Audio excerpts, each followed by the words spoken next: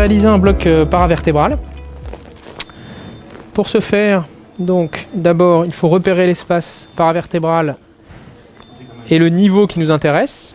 Je démarre en haut du thorax, à gauche. On va faire un bloc paravertébral gauche.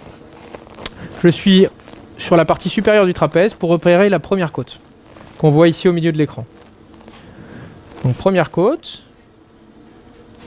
deuxième côte, troisième côte, quatrième côte, cinquième côte, et on va se mettre entre la cinquième et la sixième.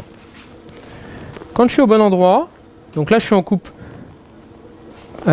sagittale paramédiane, je vais opérer une rotation de la sonde de environ 90 degrés.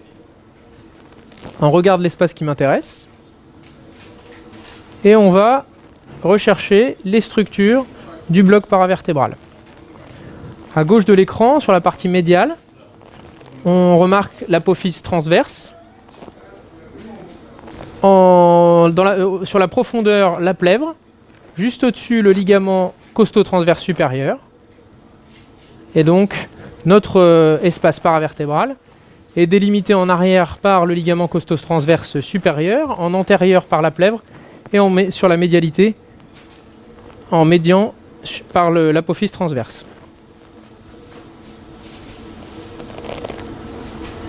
Hop. Il faut bien prêter attention à ne pas être trop au-dessus de l'espace, sinon on retrouve une côte, ou inférieure, on retrouve également une côte. Il faut vraiment se mettre entre deux espaces, entre deux côtes, hein, bien dans l'espace intercostal. J'ai réorienté ma sonde, la partie latérale de la sonde, un tout petit peu vers le bas pour vraiment bien orienter la sonde dans l'espace intercostal, en suivant le trajet des côtes. Donc on va y aller, monsieur, ça pousse un peu dans le dos. Ça va pour vous? Voilà.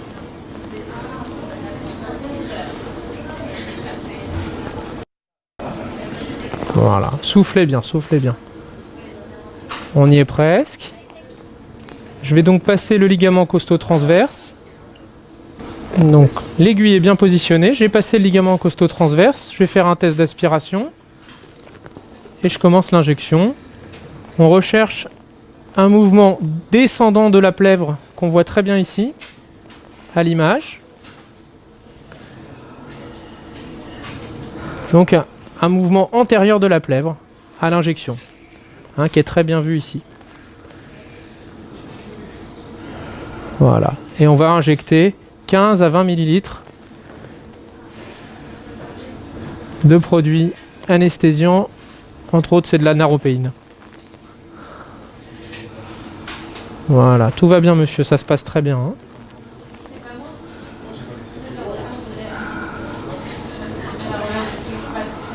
Voilà, injection lente et fractionnée, on vérifie par des tests d'aspiration réguliers.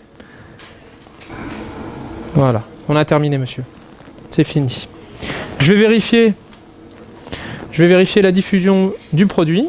On peut voir ça donc sur une coupe sagittale paramédiale. Et donc on voit qu'il y a du produit qui a diffusé juste au-dessus de la plèvre, hein, en céphalique et en région caudale.